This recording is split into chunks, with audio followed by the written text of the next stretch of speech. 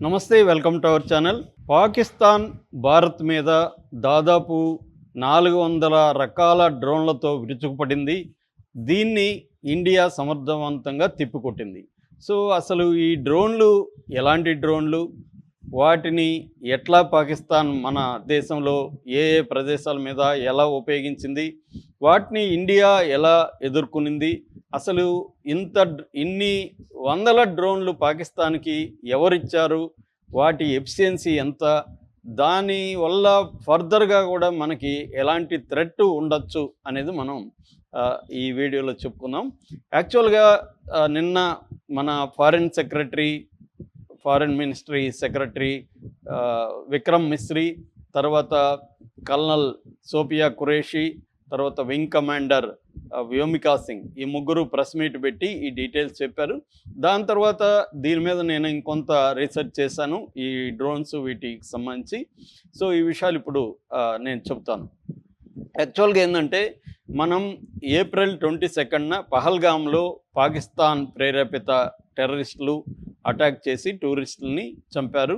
అందులో మొత్తం 26 మంది, ఒకరేమో నేపాలీ వాళ్ళు, ఒకరేమో అక్కడ హార్స్ రైడర్, ముస్లిం కాశ్మీరీ హార్స్ రైడర్ కాకుండా మొత్తంగా 24 మంది హిందూ మగవాళ్ళని వాళ్ళు ఏరి చంపారు.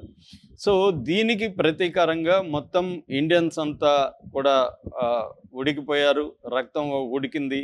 సో ప్రతీకారం తీర్చుకోవాలనుకున్నారు. దానికి మోడీ ప్రభుత్వం కూడా సిద్ధమైంది. ప్రతి టెర్రరిస్టును ఐడెంటిఫై చేసి పనిష్ చేస్తానని మోడీ చెప్పాడు. ఆ టెర్రరిస్టులనే కాకుండా వాళ్ళ బ్యాకర్స్ని కూడా. సో ఇప్పటి వరకు మనం చాలా ఓపికగా ఉన్నాం. 4 యుద్ధాలు జరిగినా కూడా మనం ఇండస్ వాటర్ ట్రీటీ జోలికి వెళ్ళలేదు. కానీ ఈసారి ఇండస్ వాటర్ ట్రీటీని ఆపేసాం. మిగతా డిప్లొమాటిక్ చర్యలు, ఎకనామిక్ చర్యలు, అంటే మనకి వాళ్ళకి మధ్య ట్రేడ్ని ఆపేయడం, ట్రేడ్ రూట్స్ని కట్ చేయడం, ఇలాంటి అనేక చర్యల్ని మనం తీసుకున్నాం.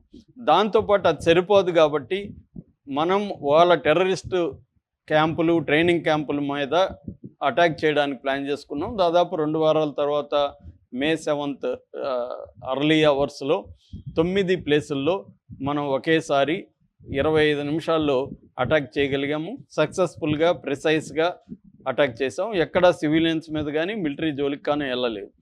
నిజానికి పాకిస్తాన్ సైలెంట్గా ఉండాలి, కానీ పాకిస్తాన్ సైలెంట్గా ఉండకుండా ఏం చేసిందంటే, పాకిస్తాన్ మన దేశం మీద దాడికి రంగంలోకి దిగింది. ఒకటి, ఎల్ఓసి దగ్గర విపరీతంగా దాడులను పెంచింది, మన ప్రజల మీద అటాక్స్ చేసింది. దాదాపు 31 మంది మన పౌరులు చనిపోయారు. దాంట్లో మన సైనికులు కూడా చనిపోవడం మొదలైంది. మన మురళీనాయక్ మన సత్యసాయి జిల్లా అతను చనిపోయాడు. తర్వాత ఒక సివిల్ అడ్మినిస్ట్రేటర్, అంటే అసిస్టెంట్ డెవలప్మెంట్ ఆఫీసర్గా ఉంటున్న అతను రాజౌరి నగరంలో అతను చనిపోయాడు నిన్న.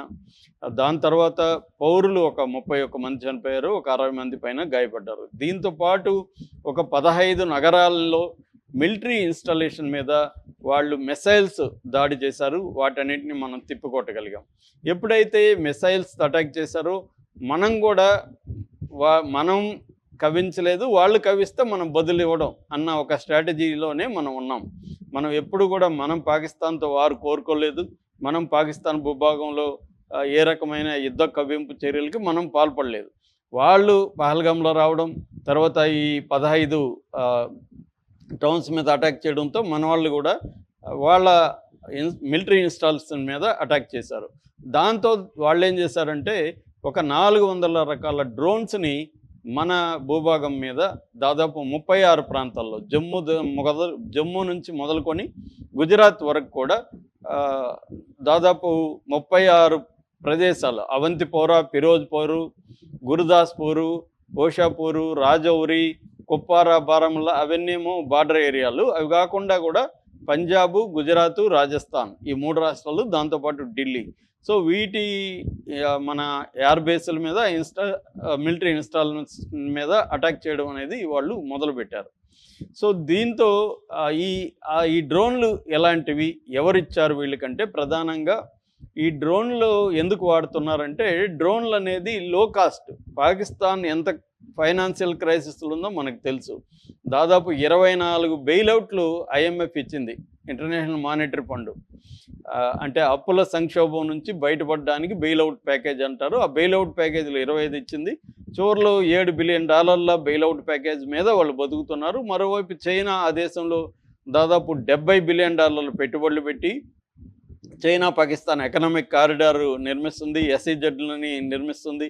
అక్కడ గోదార్ పోర్టుని మోడర్నైజ్ చేసి దాన్ని డెవలప్ చేస్తుంది. ఇవన్నీ చేస్తుంది ఒక పక్క. రెండో పక్క ఒక $30 బిలియన్ అప్పు కూడా చైనా పాకిస్తాన్కి ఇచ్చింది. సో ఈ విధంగా వేరే దేశాల దయాదాక్షిణ్యాల మీద పాకిస్తాన్ ఇవాళ బతికే పరిస్థితి ఉంది.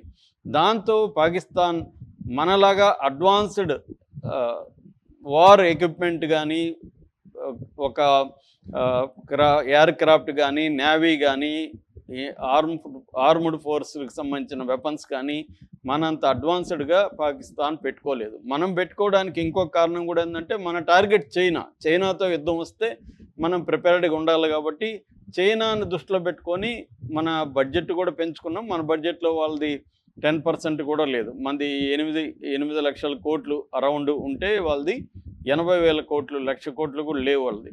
సో ఈ స్థాయిలో మనకి వాళ్ళకి తేడా ఉంది. అందుకని కన్వెన్షనల్ వార్ఫేర్లో వాళ్ళు ఇండియాని ఓడించలేరు. అందుకని ఏం చేస్తున్నారంటే డ్రోన్స్ అనేవి చీపు రిలేటివ్గా, మిసైల్స్తో పోలిస్తే ఇవి డ్రోన్స్ అనేవి చీపు. ఈ డ్రోన్స్ని వీళ్ళు ఎక్కువగా ఇప్పుడు మన మీద వాడిన డ్రోన్స్ ఏవైతే ఉన్నాయో అవన్నీ కూడా తుర్కీ అంటారు. ఒకప్పుడు దాన్ని టర్కీ అనేవాళ్ళు, ఇప్పుడు వాళ్ళు తుర్కీ అని పిలుస్తున్నారు. ఈ తుర్కీ పాకిస్తాన్కి ఇచ్చింది ఈ డ్రోన్స్. పాకిస్తాన్కి టుర్కీకి మధ్య 1950 నుంచి కూడా ఈ ఆర్మ్డ్ ఒప్పందాలు ఉన్నాయన్నమాట. 1950 నుంచి తుర్కీ సప్లై చేస్తుంది. తుర్కీ మొత్తం ఆర్మ్డ్ షిప్మెంట్ అంటాను, షిప్మెంట్లో 10% పాకిస్తాన్కే సప్లై చేస్తుంది. టుర్కీయే డ్రోన్స్లో చాలా అడ్వాన్స్డ్ టెక్నాలజీ ఉంది. ప్రపంచంలోనే one of the advanced drones Turkey produce చేస్తుంది. వీళ్ళు పాకిస్తాన్ తుర్కీ కంబైన్డ్ ప్రొడక్షన్ కూడా చేస్తున్నారు. సో ఈ డ్రోన్స్లో ప్రధానంగా మనకి ఒక 3 రకాల డ్రోన్స్ మనకు కనిపిస్తాయి. ఒకటి ఏంటంటే బేరఖ్తర్ TB2 టైప్ డ్రోను, రెండోది అకిన్సీ డ్రోను, మూడోది అసిగార్డ్ సొంగార్ డ్రోన్. ఈ 3 రకాల డ్రోన్స్ని పాకిస్తాన్ ఉపయోగిస్తుంది. ఇప్పుడు మన మీద వేసిన డ్రోన్స్ ఎక్కువగా లాస్ట్ది అసిగార్డ్ సొంగార్ డ్రోన్. అసలు ఈ డ్రోన్స్ క్యాపబిలిటీస్ ఏంటి, ఇవి దేనికి పాకిస్తాన్ యూజ్ చేస్తుంది అంటే 2 పర్పస్లు ఉన్నాయి పాకిస్తాన్కి. ఒకటి మన ఎయిర్ డిఫెన్స్ సిస్టమ్ని టెస్ట్ చేయడానికి, అంటే ఎయిర్ డిఫెన్స్ సిస్టమ్ ఎక్కడెక్కడ మోహరించున్నాం ప్లేసెస్ కనుక్కోవడానికి, తర్వాత మన ఎయిర్ డిఫెన్స్ సిస్టమ్ యొక్క ఫ్రీక్వెన్సీని అర్థం చేసుకోవడానికి, వీటిని క్యాపబిలిటీస్ని స్టడీ చేయడానికి ఈ డ్రోన్స్ని వాడతారు. ఇవి లాయిటరింగ్ మ్యూనిటేషన్స్ అంటారు. అంటే లాయిటరింగ్ అంటే అవి ఒకే చోట ఎక్కువసేపు ఉండగలవు. అంటే ఫర్ ఎగ్జాంపుల్ ఇప్పుడు బేరఖ్తర్ డ్రోన్ ఉంది. ఈ బేరఖ్తర్ డ్రోన్ అనేది 27 గంటలు సర్వైవ్ కాగలదు, ఉండగలదు. 25,000 ఫీట్, 25,000 అడుగుల ఎత్తుకి అది వెళ్ళగలదు. సో అందువల్ల దానికి ఎండ్యూరెన్స్ ఎక్కువ ఉంటుంది, ఎక్కువసేపు ఉండగలదు. దాంట్లో కెమెరాలు ఉంటాయి, అడ్వాన్స్డ్ కెమెరాలు. అవి మన ఎయిర్ డిఫెన్స్ సిస్టమ్ని స్టడీ చేస్తాయి, సర్వేలెన్స్ చేస్తాయి. వీటిని రెక్కీ డ్రోన్స్ కూడా అని పిలుస్తారు. ఈ రెక్కీ చేస్తాయి అన్నమాట. అంటే మన క్యాపబిలిటీస్ని కరెక్ట్గా అంచనా వేసుకోవడం కోసం ఇవి వచ్చాయి. దీన్ని మిలిటరీ నిపుణులు ఎలా పోలుస్తారంటే బాక్సింగ్ మ్యాచ్, దీంట్లోకి ఎంటర్ అయిన 2 బాక్సర్లు ఒకరిని ఒకడు స్టడీ చేయడానికి మొదట చిన్నగా కొట్టుకుంటూ ఉంటారు. అంటే ఎవడి బలం ఎంత, ఎవడి బలహీనతలు ఏంటి, ఎదుటివాడి బలహీనతలు స్టడీ చేయడానికి వార్మప్ లాగా చేస్తుంటారు. అలాగా డ్రోన్స్ని ప్రధానంగా వాళ్ళు ఫస్ట్ ఉపయోగించారు. సో రెండవ రకం డ్రోను అకిన్సీ డ్రోను. అకిన్సీ డ్రోన్ కూడా 24 గంటల పాటు అది ఉండగలదు, 40,000 ఫీట్ పైకి వెళ్ళగలదు. మూడోది అసిగార్డ్ సొంగరం. ఇది కూడా చాలా కరెక్ట్‌గా అక్యురేట్‌గా ఫిగర్ ఇవ్వలేదు గానీ, ఇది కూడా చాలా హైట్‌కి వెళ్ళగలదని చెప్తున్నారు. ఇది కూడా 20 గంటల పైన ఎండ్యూరెన్స్ అయితే దీనికుంటది. సో, దాని తర్వాత సెకండ్ ఫేజ్‌లో వీళ్ళేం చేశారంటే, వాటికి కెమెరాల్ని దాదాపు 10 కేజీల బరువైన వెపన్స్‌ని కూడా కెమెరాలు, బరువైన వెపన్స్‌ని కూడా దానికి ఫిక్స్ చేశారు. అంటే దీంట్లో మళ్ళీ 2 రకాలుంటది. రిమోట్ మోడలు ఒకటి, రెండోది ఆటోమేటెడ్. ఆటోమేటెడ్ అంటే ఏఐ పవర్డ్ ఉంటది. వాటికి గానీ జీపీఎస్ ఇవన్నీ ఫిక్స్ చేసేసి ఎక్కడ పోయి ఏ టైంలో కొట్టాలని ఫిక్స్ చేస్తే, అదే వెళ్ళి ఆ పైన మనం ఏ ప్లేస్‌లో కొట్టాలో ఆ ప్లేస్‌లో లాయిటరింగ్ అంటారు. అంటే అక్కడే వెయిట్ చేస్తూ స్టడీ చేసి అది నిర్ణయం తీసుకొని అదే చేస్తుంది. లేదు మనం రిమోట్‌లో నుంచి దాన్ని ఆపరేట్ చేయొచ్చు. ఇలాగా పాకిస్తాన్ లో కాస్ట్ డ్రోన్ వార్‌ఫేర్‌ని ఇండియా మీద మొదలుపెట్టినట్టుగా తెలుస్తుంది. ఒకటేమో స్టడీ చేసే పర్పసు, రెండోదేమో మన ఇన్‌స్టాలేషన్స్, మిలిటరీ ఇన్‌స్టాలేషన్స్, మన ఆయుధాల ఒక్కొక్క దగ్గర మనం మోహరించుంటాం కదా! వాటి మీద వేసి వాటిని ధ్వంసం చేయడం. ఈ 2 పర్పస్‌లతో ఈ డ్రోన్స్‌ని ఉపయోగించినట్టు తెలుస్తుంది. ఈ 36 ప్లేసుల్లో కూడా ఈ 400 డ్రోన్స్‌ని మన ఎయిర్ డిఫెన్స్ సిస్టమ్ కూల్చేసింది. మన ఎయిర్ డిఫెన్స్ సిస్టమ్‌లో రకరకాల పద్ధతులు మనం డ్రోన్స్‌ని ఉపయోగించాం.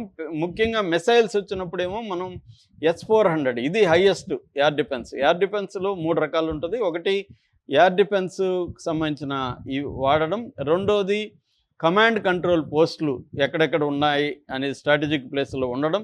మూడోది మన రాడార్ వ్యవస్థ బలంగా ఉండడం. సో, మనం శాటిలైట్ ఆధారిత రాడార్ వ్యవస్థని పెట్టుకున్నాం. అట్లాగే ఇంటిగ్రేటెడ్ ఎయిర్ కమాండ్ సెంటర్స్ ఉన్నాయి మనకి. దాంతో పాటు మనం